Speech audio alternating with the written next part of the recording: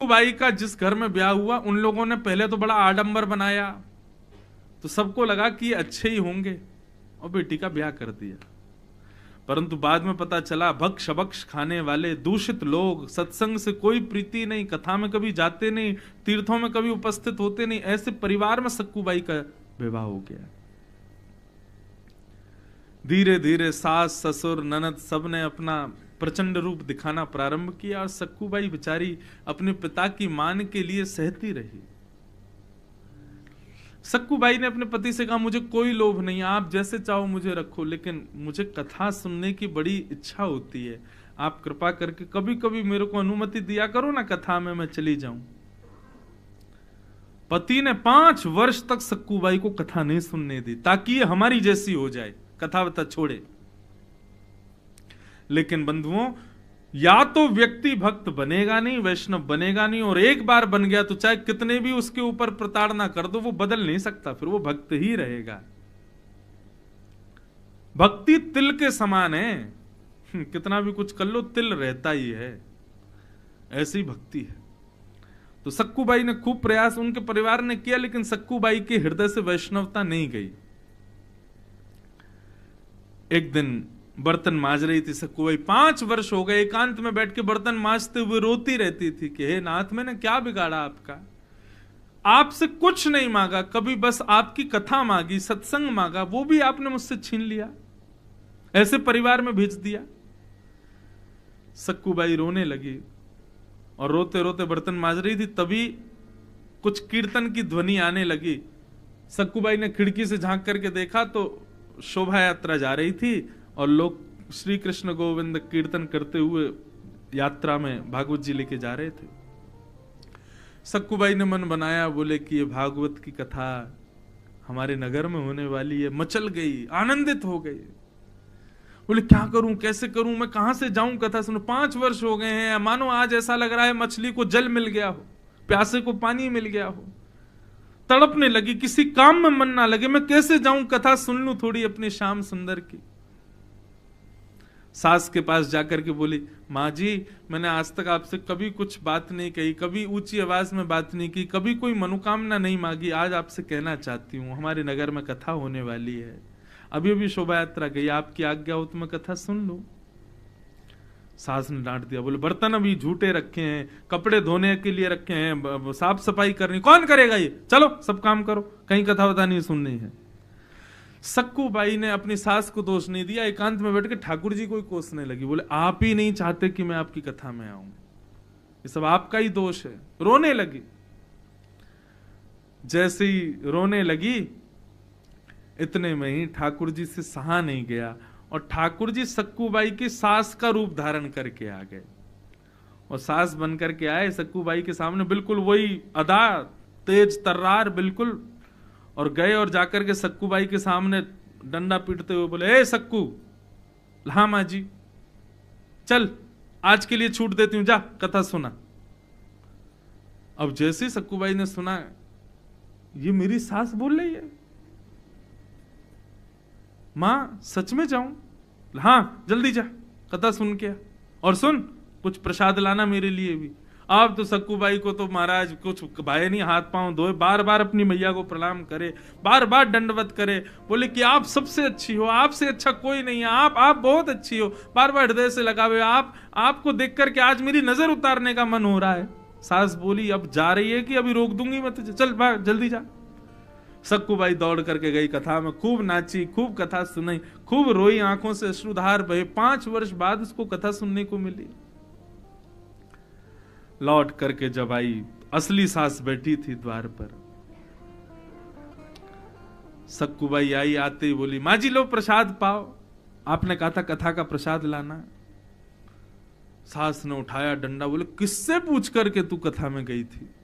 बोले आपने ही तो आज्ञा दी थी, जाओ जाके कथा सुन लो और मेरे लिए प्रसाद लाना। बोले अच्छा, झूठ बोलती है, घर के सारे काम अधूरे छोड़ करके गई, झूठे बर्तन, सारे कपड़े छोड़ करके गई, घर पूरा गंदा पड़ा है, ये सब छोड़ करके तू गई कथा में। खूब डांटा, खूब फटकारा, विचार नहीं कर पा रही हुआ क्या, इन्होंने तो आज्ञा दी थी, यही मना कर रही है, चल पूरा घर गंदा पड़ा साफ कर। जैसे सक्कूबाई और उनकी सास ने घर में प्रवेश किया, पूरा घर चमचमा रहा था, सारे वस्त्र धुए हुए रखे थे, बर्तन बिल्कुल मजे हुए रखे थे। सब देख करके सक्कू बाई समझ गई, बोले मुझे भेज दिया कथा में, मेरा काम स्वयं ठाकुर जी करके गए। सब पूरे घर को स्वच्छ आदि करके गए। रोने लगी सक्कू बाई, बोले नाथ अब सहन नहीं होता, कृपा करो ना, मेरे पूरे परिवार को वैष्णव बना दो। इतना कहते ही त्रिभंगली श्याम सुंदर प्रकट हो गए और प्रकट होकर पूरे परिवार को वैष्णव बना करके सक्कू बाई का जीवन भक्तिमय बना दिया। बोलो भक्तवत्सल भगवान। कथा से प्रीति करने का ये फल है, कथा के प्रति रुचि रखने का ये फल है। कई लोग हैं उनको दर्शन में रुचि रहती है, लेकिन उनसे कहो कथा सुन लो, कथा नहीं सुन सकते हम। कई लोग कथा में जबरदस्ती आते हैं कि इन्होंने कहा इसलिए हम आ गए हैं। लेकिन बंधुओं, कथा में रुचि बनना यह ठाकुर जी की अत्यंत प्रसन्नता का प्रतिफल है। ठाकुर जी बहुत प्रसन्न होते हैं, तब रुचि बनती है कथा में। लोग भजन में रुचि बना लेते हैं, कीर्तन में रुचि बना लेते हैं, दर्शन में रुचि बना लेते हैं, भोग में रुचि बना लेते हैं। कथा में रुचि बहुत कम लोगों की बन पाती है।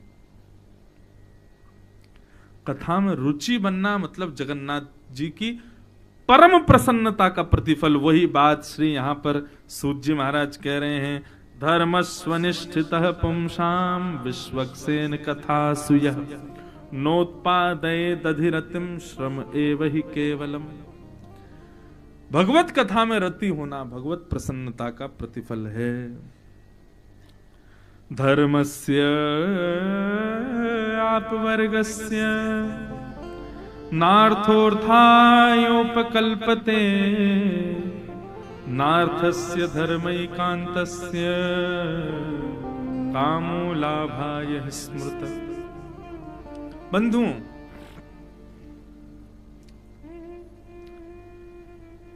पंच स्थिति में भगवत भजन जब हम करते हैं तो वो गिना नहीं जाता। मतलब अभी हम लोग पुरुषोत्तम मास में जगन्नाथपुरी में बैठे हैं, तो चित्रकेतु हमारा सारा लेखा जोखा रखते हैं, हमने जीवन भर क्या किया, और उसके फिर परिणाम स्वरूप स्वर्ग, नरक या फिर वैकुंठ या फिर पुनर्जन्म, ये चित्रकेतु डिसाइड करता है।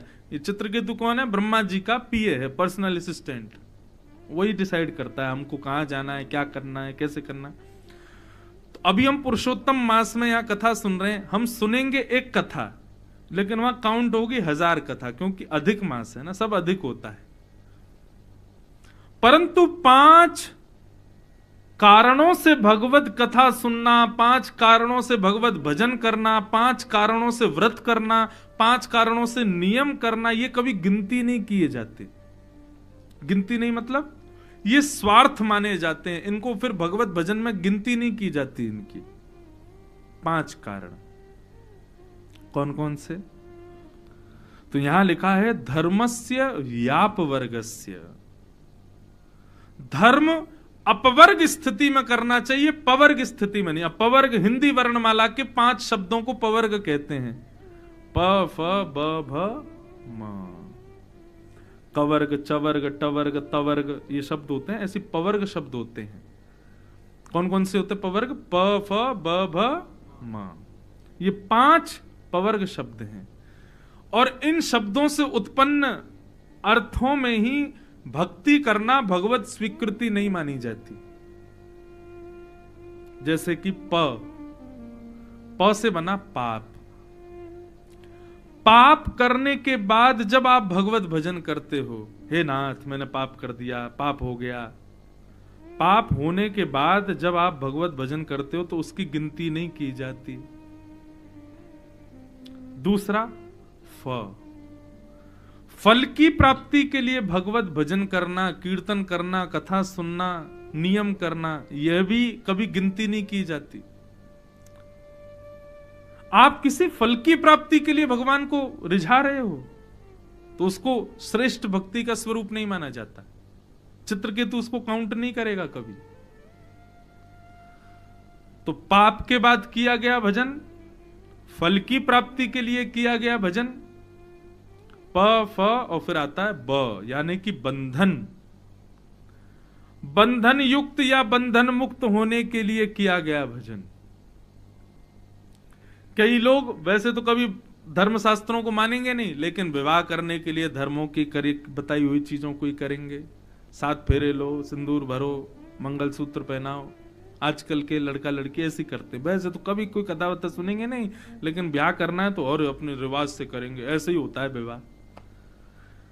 तो बंधन युक्त होने के लिए जो धर्म का आश्रय लेते हैं, वैसे कभी धर्म को पूछेंगे नहीं, उनका भी भजन श्रेष्ठ नहीं माना जाता।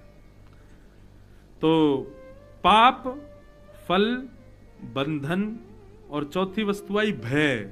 मतलब भय से की गई भक्ति भी श्रेष्ठ नहीं मानी जाती। क्यों भजन कर रहे हैं? बोले कल रिजल्ट आने वाला है, हे भगवान जी सही आ जाए। क्यों भजन कर रहे हैं? बोले हमारी दादी आईसीयू में है इसलिए भजन कर रहे हैं। हनुमान जी कहेंगे वैसे तो कभी पूजा नहीं, अब दादी बेचारी तुम्हें बीमार होगी तो हमको पूज रहे हो। कई लोग होते हैं, देखो इसको बुरा नहीं मानना बात को, लेकिन हमारे घर का कोई व्यक्ति अस्वस्थ हो जाता है, हम तभी पंडित जी को कुछ बताइए ना क्या करना चाहिए, कैसे करें, कौन सा नग पहन लें हाथ में, कौन से ताबीज पहन लें गले में जिससे ठीक हो जाए। भय के कारण की गई भक्ति श्रेष्ठ नहीं। हाँ, वो बात अलग है कि आपकी पीड़ा आदि उस भक्ति से दूर हो जाएगी, लेकिन आपको उस भक्ति के प्रतिफल स्वरूप कृष्ण कभी नहीं मिलेंगे। भय से किया गया भजन, भय से की गई भक्ति भी भगवत स्वीकृति नहीं देती, भगवान उसको स्वीकार नहीं करते। तो प, फ, ब, भ यानी भय, पाप, फल, बंधन, भय, और अंतिम आया म यानी कि मृत्यु। मृत्यु जब समीप आती है तब जो लोग भक्त भजन करने लग जाते हैं उनकी भक्ति भजन भी स्वीकार नहीं होते। कान पकड़ के सॉरी, आप बहुत वृद्ध अवस्था में यदि भजन करोगे तो भी वो स्वीकार नहीं होगा। अब स्वीकारी की बात तो ये है, देखो बंधुओं, आपको अंतिम समय में भजन करने से भले ही भगवत धाम मिल जाए, लेकिन ठाकुर जी के प्रिय आप नहीं बन पाओगे। भक्ति का सिद्धांत भगवत प्राप्ति नहीं, भगवत प्रिय बनना है।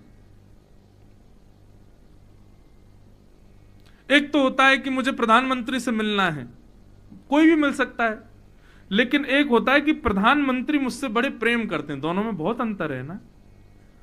उनसे मिलना एक बात है, लेकिन उनसे प्रिय संबंध होना ये अलग बात है। तो भक्ति इसलिए नहीं कि मुझे ठाकुर जी मिल जाए। ठाकुर जी तो कंस को भी मिले थे, ठाकुर जी तो पूतना को भी मिले थे, ठाकुर जी शूर्पणखा को भी मिले थे, ठाकुर जी रावण को भी मिले थे, वैसे ठाकुर जी हमको भी मिल जाएंगे। मिल तो वो किसी को भी जाते हैं, लेकिन कथा भक्ति भागवत इसलिए, भजन इसलिए, हमारे नियम कर्म इसलिए ताकि हम उनके प्रिय बने, उनका प्रेम हमारे प्रति हो, हम उनके प्रिय बन जाएं, उनको प्रिय लगें। भक्ति भजन इसलिए है उनकी प्राप्ति की। मुझसे अगर पूछो, मुझे कामना नहीं कि मुझे जगन्नाथ जी मिल जाएं, बस वो मुझसे प्रेम करें, जितना प्रेम हम उनसे करते हैं उनका भी प्रेम हमारे प्रति हो जाए। हमारी कामना केवल ये, और मेरी कामना तो ये, एक बार मिलें बस ठाकुर जी, एक क्षण के लिए मिलें बस, लेकिन उस एक क्षण में भी ठाकुर जी ये कह जाएं कि तू मुझे प्रिय है। बस हमारी कथा भागवत सब नियम इसी के लिए है। ठाकुर जी को तो मिल ही जाएंगे। हम सत्य बताएं, हम जीवन भर कथा करते रहेंगे, ठाकुर जी तो मिलेंगे ही मिलेंगे, निश्चित है। आप लोग कोई नहीं रोक पाओगे मुझे भगवान से मिलने से, या आपको भगवान से मिलने से। आप कथा सुनते रहो, हम सुनाते रहे, हम दोनों को भगवान मिल जाएंगे, लेकिन उसमें हमको आनंद नहीं आएगा ना। आनंद तो तब मानो जब हम ठाकुर जी के प्रिय बन जाएं।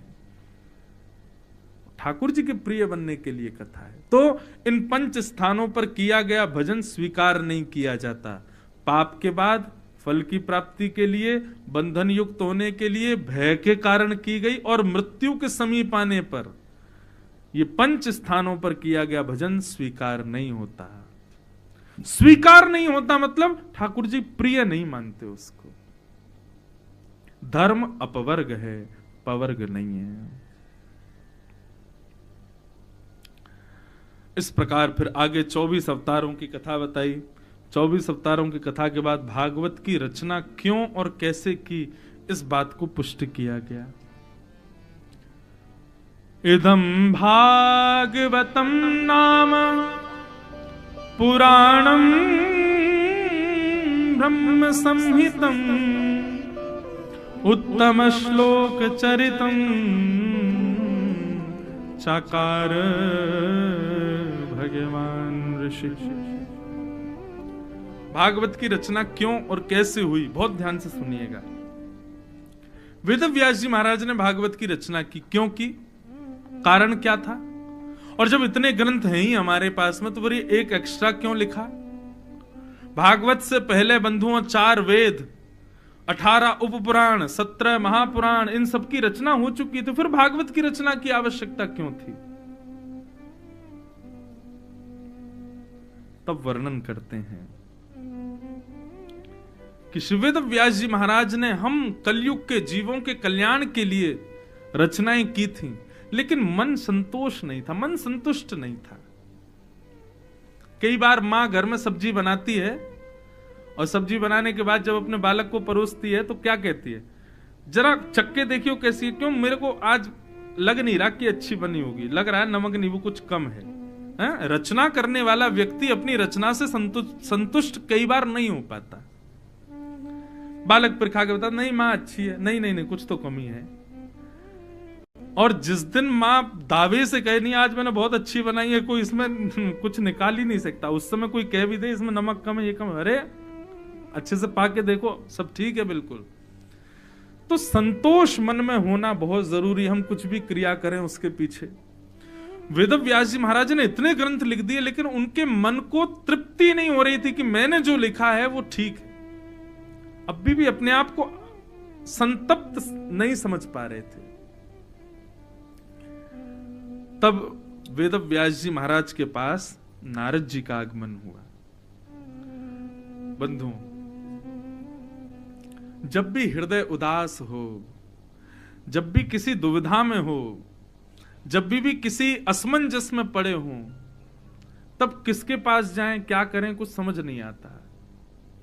जिस गुरु ने पथ दिखाया, जिस गुरु ने जीवन के कई उपदेश दिए, जिस गुरु के कहने पर आप कई स्थितियों पर बदल गए, उस गुरु का आश्रय लो। उस समय हमारे यहां कहते हैं कुछ लोगों से कभी कुछ छुपाना नहीं चाहिए।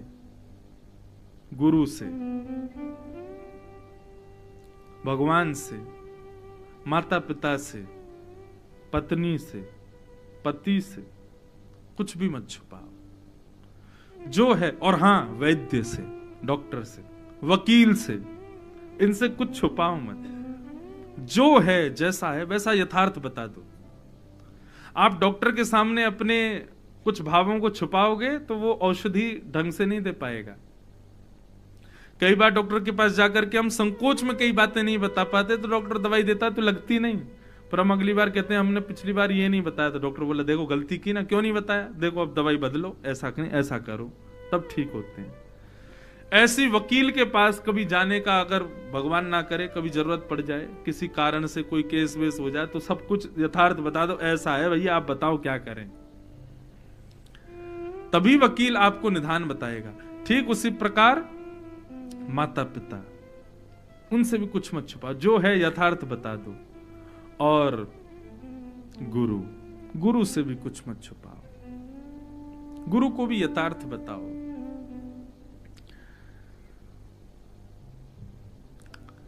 आज नारद जी महाराज गुरु स्वरूप धारण करके आए हैं वेद व्यास जी के पास। व्यास जी से पूछा क्या बात है, आप इतने दुखी क्यों हो। तो व्यास जी ने बताया, बोले देखो ना नारद जी, मैंने इतना कुछ लिख दिया लेकिन मेरे मन को शांति नहीं मिल रही है, मेरे मन को तृप्ति नहीं हो रही, मैं अपनी रचनाओं से संतुष्ट नहीं हूं, मैं क्या करूं, मुझे समझ नहीं आ रहा है। बहुत ध्यान से सुनिएगा बंधुओं, एक मुझे ये प्रसंग इतना प्रिय लगता है, ये प्रसंग यदि समझ आ गया ना पूरी भागवत रसयुक्त हो जाएगी, इसलिए बहुत ध्यान से सुनिएगा। नारद जी महाराज कहते हैं, बोले व्यास जी अब जो मैं कहूं बहुत ध्यान से सुनिएगा और बुरा नहीं मानिएगा, परंतु आपने जितने भी ग्रंथ लिखे हैं, जितनी भी रचनाएं की हैं, प्रत्येक ग्रंथ और प्रत्येक रचना में आपने 4 चीजों को ही पुष्ट किया है, 4 बातों को ही प्रधानता दी है। कौन कौन सी? धर्म, अर्थ, काम और मोक्ष। इसको क्या कहते हैं बंधुओं? चतुर्विध पुरुषार्थ। क्या कहते हैं? जोर से बोलो। हाँ, तो सोए हुए थोड़े एकाध उठ तो भी जाएंगे, इसलिए बोलते रहो, प्रेम से बोलो श्री जय श्री कृष्ण, जगन्नाथ भगवान की। बहुत ध्यान से सुनो। चतुर्विध पुरुषार्थ। वेद व्यास जी से नारद जी कहते हैं, नारद जी, हे व्यास जी, आपने जितने भी ग्रंथ लिखे हैं वहां पर चतुर्विध पुरुषार्थ को ही प्रधान बताया। धर्म कैसे करें, अर्थ कैसे करें, अर्थ कैसे कमाएं, कामनाओं की पूर्ति कैसे करें, और अंत में सब कुछ करते हुए मोक्ष कैसे प्राप्त करें। आपने सब जगह यही बात बताई। व्यास जी बोले, तो यही है संसार में चतुर्विध पुरुषार्थ, और है ही क्या? बोले अच्छा, सब चतुर्विध पुरुषार्थ करेंगे तो फिर भगवत प्रीति, भगवत प्रेम, पंचम पुरुषार्थ प्रेम, इसका तो कहीं भी उल्लेख नहीं किया आपने।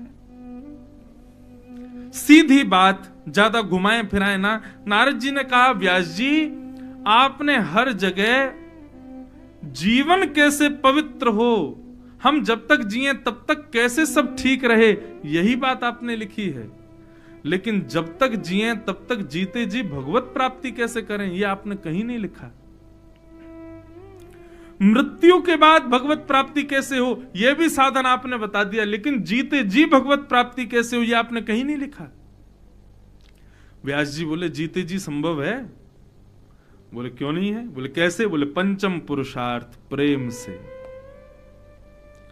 धर्म, अर्थ, काम, मोक्ष, इन चार पुरुषार्थों को करके व्यक्ति मृत्यु के बाद भगवत प्राप्ति कर लेगा, लेकिन पंचम पुरुषार्थ जब प्रेम को हृदय में लाएगा तब जीते जी भगवान की प्राप्ति करेगा। सही बताना, आप सब मृत्यु का इंतजार कर रहे हैं कि उसके बाद हमको जगन्नाथ जी प्रत्यक्ष दिखें? कर तो वैसे यही रहे हैं सब लोग। जिस व्यक्ति से पूछो उसको क्या इच्छा है, मृत्यु के बाद भगवान दिखेंगे, मृत्यु के बाद भगवान मिलेंगे। ना, मृत्यु के बाद किसको दिखे हमको क्या पता। हमने जिस भी भक्त के बारे में सुना उसको जीते जी मिले भगवान। मृत्यु के बाद कोई बताने वाला बचता है क्या कि मुझे भगवान मिले थे भैया, मैं स्वर्ग में गया था, वहां मिले थे? सबने जीते जी बताया कि मुझे भगवान मिले। तो हम मृत्यु का इंतजार क्यों कर रहे हैं? और यदि व्यास जी जीते जी भगवत दर्शन करना है तो उसके लिए पंचम पुरुषार्थ प्रेम प्रकट करना पड़ेगा। आपने सब जगह चार पुरुषार्थ लिखे हैं, कहीं भी प्रेम को प्रधान नहीं बताया। और उसका कारण यह कि आपने सब जगह भगवान को भगवान के रूप में दिखाया, आपने कहीं भी उस भगवान को प्रेमी के रूप में नहीं दिखाया। आपने महाभारत लिखी तो महाभारत में कृष्ण को ज्ञानी बता दिया। आपने अन्य अन्य पुराण लिखे, सब जगह भगवान को भगवत तत्व के रूप में दिखाया। कहीं भी आपने ये दिखाया कि वो भगवान यशोदा के साथ कैसी लीला करते हैं, ब्रजवासियों के साथ कैसा किलोल करते हैं, वही भगवान वृंदावन में कैसी कैसी क्रीड़ाएं करते हैं, ये आपने कहां लिखा? आपने उस भगवान को प्रेमी दिखाया ही नहीं, इसलिए कोई प्रेम नहीं कर पाएगा और कोई प्रेम में आसक्त नहीं हो पाएगा, इसलिए आप अशांत बैठे रहोगे। ये जगन्नाथ हैं, जगदीश्वर हैं, पूरा ब्रह्मांड इन्होंने बनाया है, लेकिन ब्रज में कैसी लीला कर रहे हैं?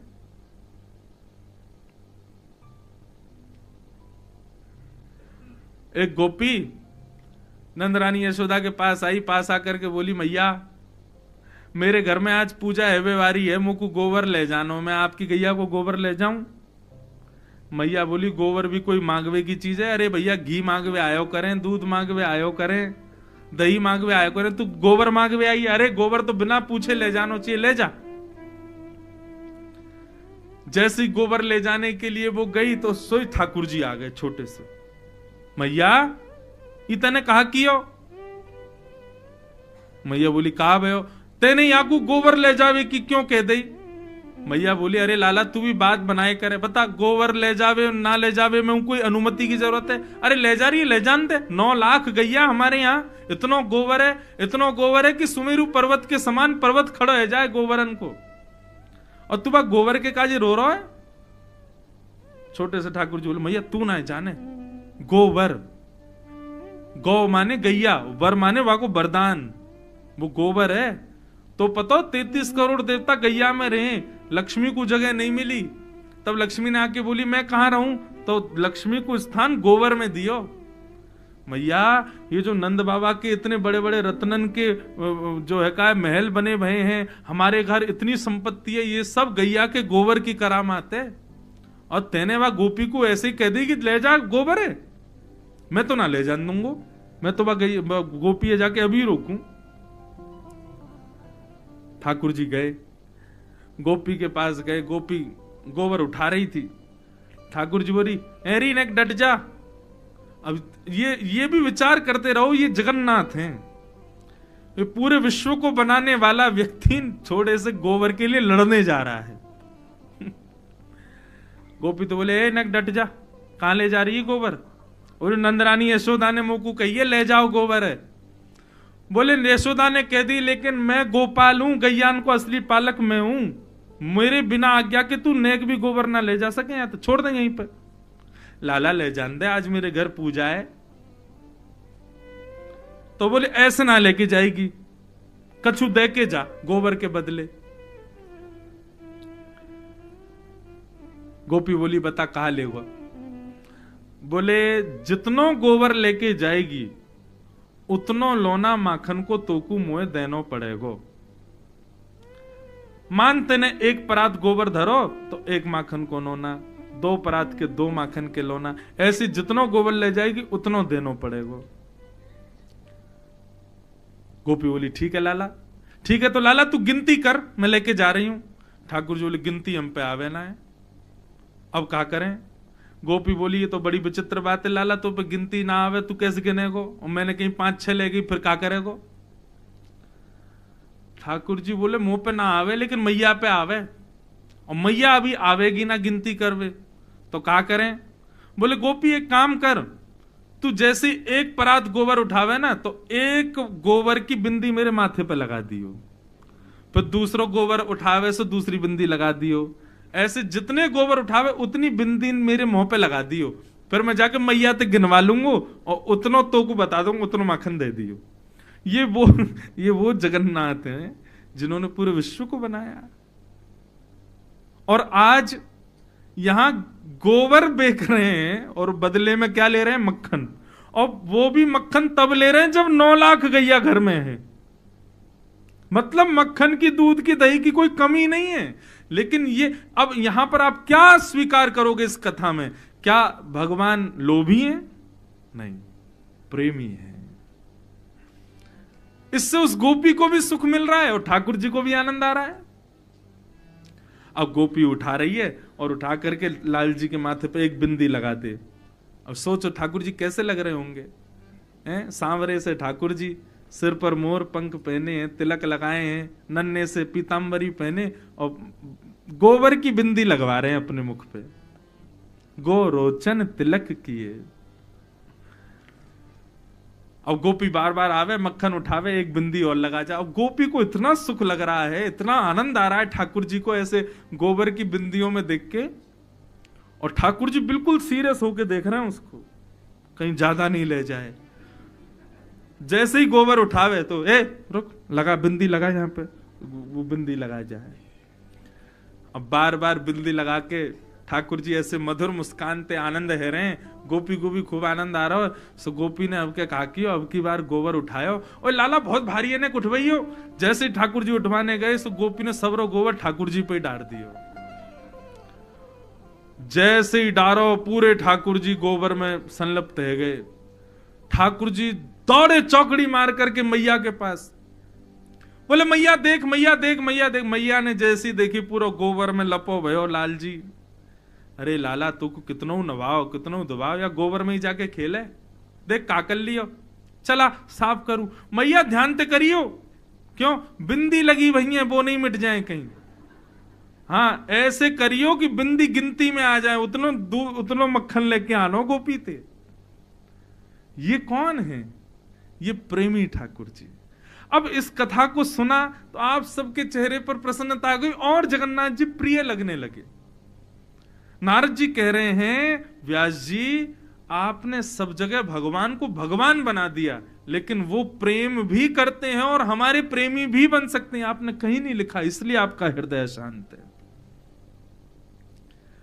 ऐसा कुछ लिखो जिसको सुनने पढ़ने के बाद में सुनने वाला ठाकुर जी को भगवान ना माने, ठाकुर जी को अपना प्रेमी माने। जो संबंध वो संसार में बनाता है, भाई बंधु सखा मित्र माता पिता पति पत्नी, ये सारे संबंध वो ठाकुर जी से बनावे, ऐसा कोई ग्रंथ लिखो जिसको पढ़ने के बाद में ठाकुर जी हमारे लगने लगे।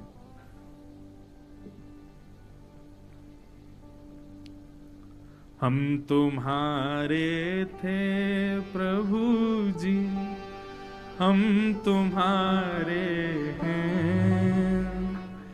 जब कोई भागवत सुन लेता है, भागवत के आश्रय में आ जाता है, तो फिर यही गाता है, हम तुम्हारे ही रहेंगे ओ मेरे प्रियतम। गाओ।